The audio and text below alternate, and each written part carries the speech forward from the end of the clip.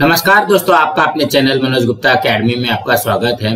दोस्तों आज हम लोग कक्षा 6वीं के गणित में पार्ट 2 कोण का प्रश्न संग्रह 2 करने वाले हैं। दोस्तों अभी तक आप लोगों ने इस चैनल को सब्सक्राइब नहीं किया तो प्लीज सब्सक्राइब और चैनल लाइक कीजिए और अपने फ्रेंड्स के साथ शेयर कीजिए। दोस्तों बाकी विषय के भी प्रश्न उत्तर के वीडियो बना करके अपलोड किया गया है, उसका लिंक आपको डिस्क्रिप्शन बॉक्स में दिया गया है, आप लोग वहां पर जाकर के देख सकते हैं। तो आइए अब हम लोग स्टार्ट करते हैं प्रश्न संग्रह 2। प्रश्न संग्रह 2 को स्टार्ट करने के पहले हम लोग उसका कुछ बेसिक पार्ट देख लेते हैं। ये है पार्ट 2 कोण। उसमें क्या दिया गया, पहले आओ थोड़ा याद करें। मतलब हमने 5वीं में क्या क्या पढ़ा है वो हमको याद करना है।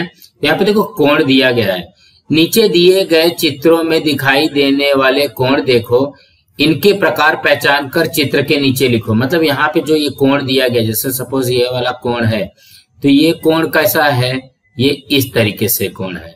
ये कोण क्या है, ये यहाँ पे कोण है और ये इस तरीके का ये कोण है। ये कौन से प्रकार का कोण है, तो हम यहाँ पे जब देखेंगे तो ये देखो ये क्या बन रहा है, यहाँ से चालू हुआ है अगर मानो इसको, तो ये चालू होकर के इस तरीके से है, मतलब ये 180 अंश से ज्यादा है। तो यहाँ पे हम क्या लिखेंगे, प्रतिवर्ती कोण। कौन सा कोण, प्रतिवर्ती कोण।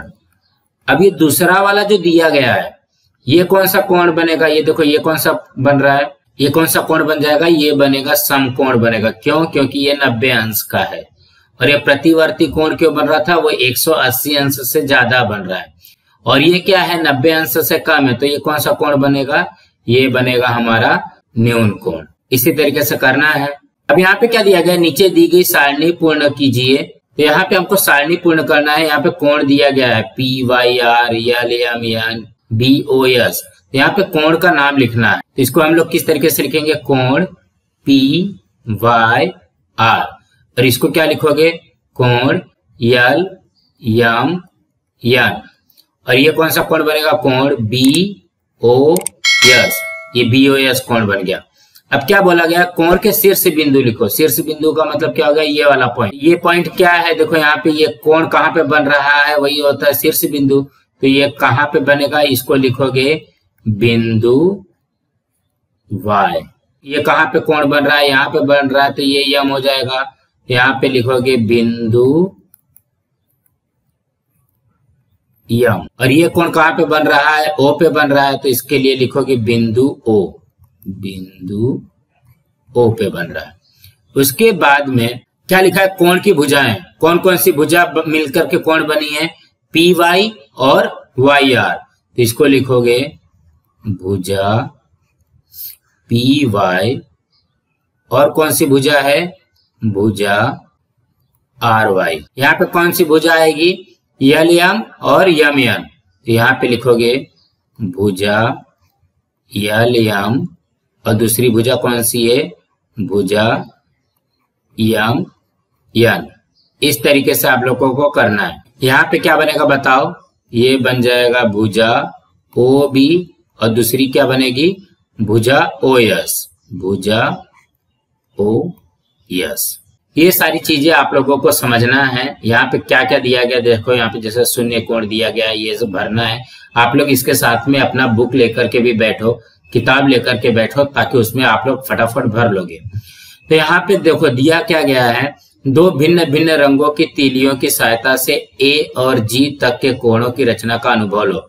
आकृति A में दोनों तीलियां एक दूसरे पर स्थिर होने के कारण इनके मूल स्थिति में कोई भी परिवर्तन नहीं हुआ है। इस स्थिति में तीलियों के बीच बनने वाले कोण को शून्य कोण कहते हैं। मतलब जैसे 2 तीली है, 2 तीली एक ही जगह पे रहेगा तो वो कौन सा कोण बन जाएगा, शून्य कोण। मतलब उसमें शून्य अंश का कोण बनता है, इसलिए उसको शून्य कोण कहते हैं।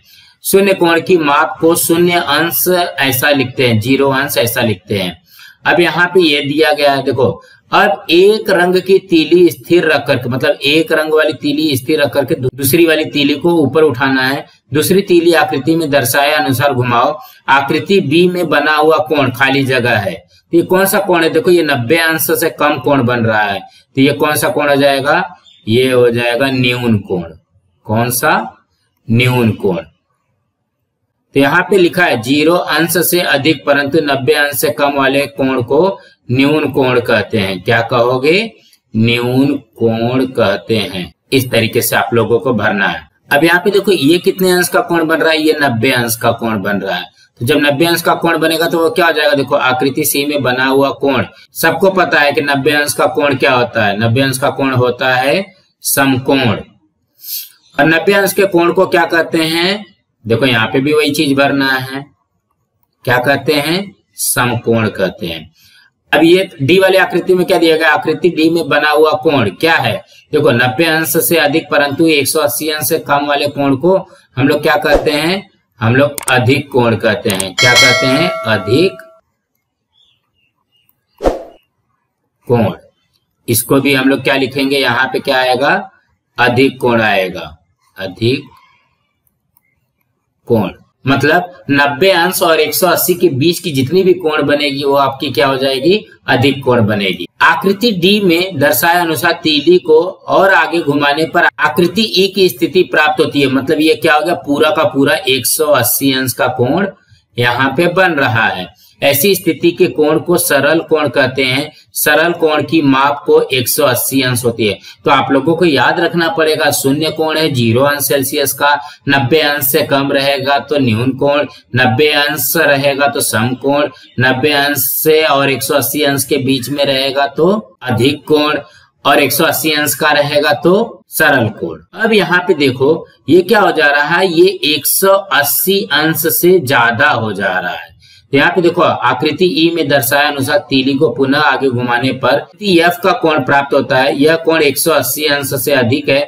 ऐसे कोण को प्रतिवर्ती कोण कहते हैं। प्रतिवर्ती कोण का माप 180 अंश से अधिक तथा 360 से कम होती है। मतलब 180 से 360 के बीच में हो। यहाँ पे दिया गया आकृति एफ की तीली को आगे घुमाने पर वह एक चक्कर पूर्ण करके आकृति जी के अनुसार पुनः अपनी मूल स्थिति में आ जाती है। सरल कोण तक 180 अंश, सरल कोण के बाद 180 अंश, इस प्रकार कुल 360 तीली घूम चुकी है। इस प्रकार बनने वाले कोण को पूर्ण कोण कहते हैं। पूर्ण कोण की माप 360 अंश होती है। अब हम लोग करते हैं प्रश्न संग्रह 2।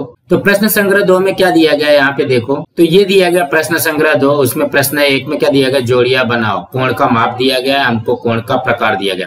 तो सबसे पहले इसको पढ़ लेते हैं।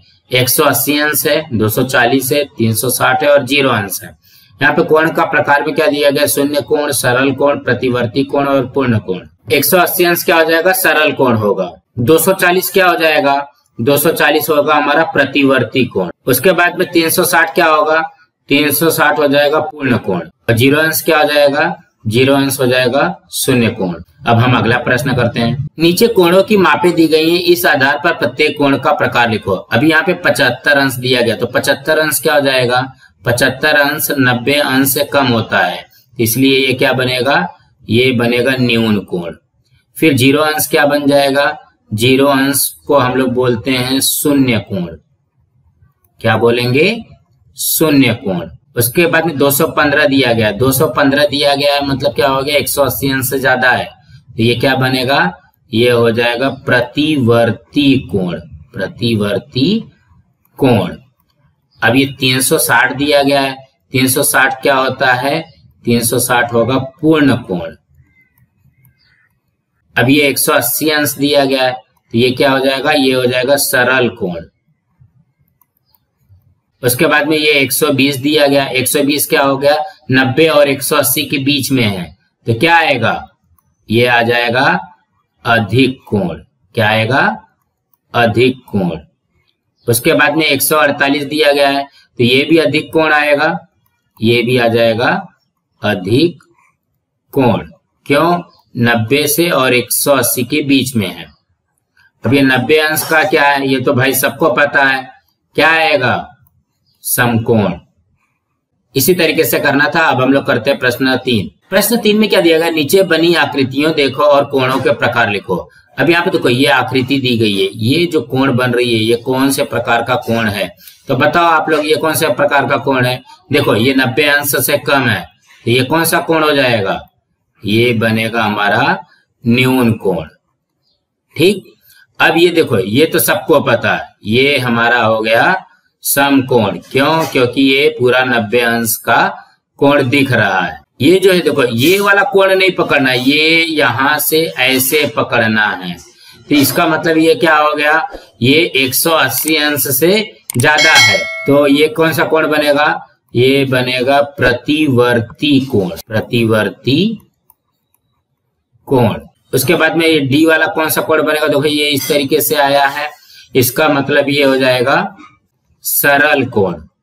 कौन सा कोण बनेगा, ये सरल कोण। अब यहाँ पे देखो ये क्या दिया गया, इस तरीके से गोल घुमा करके नहीं दिया गया, उसी पे दोनों की दोनों लाइन है। तो ये क्या हो जाएगा, ये हो जाएगा शून्य कोण, शून्य कोण।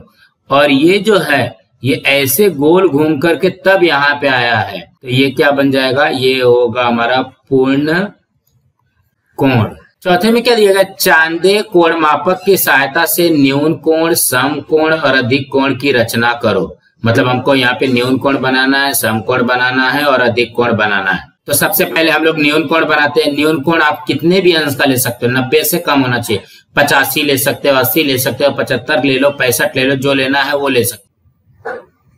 तो हम लोग पहले एक लाइन ड्रॉ कर लेते हैं। ये लाइन ड्रॉ करने के बाद में तो यहाँ पे हमने लिया 65 अंश। देखो यहाँ पे 10, 20, 30, 40, 50, 60, 60 और 70 के बीच में 65। अब इसको इस तरीके से जोड़ दो। जोड़ने के बाद में ये आ गया हमारा तीर का निशान, ये दोनों, और यहाँ पे नाम दे दो ए, दूसरा नाम बी और तीसरा सी। ये कितने अंश का हमने बनाया, ये बनाया 65 अंश। तो 65 अंश होता क्या है, 65 अंश न्यून कोण होता है। तो हम लोग लिखेंगे कोण ए बी सी न्यून कोण है।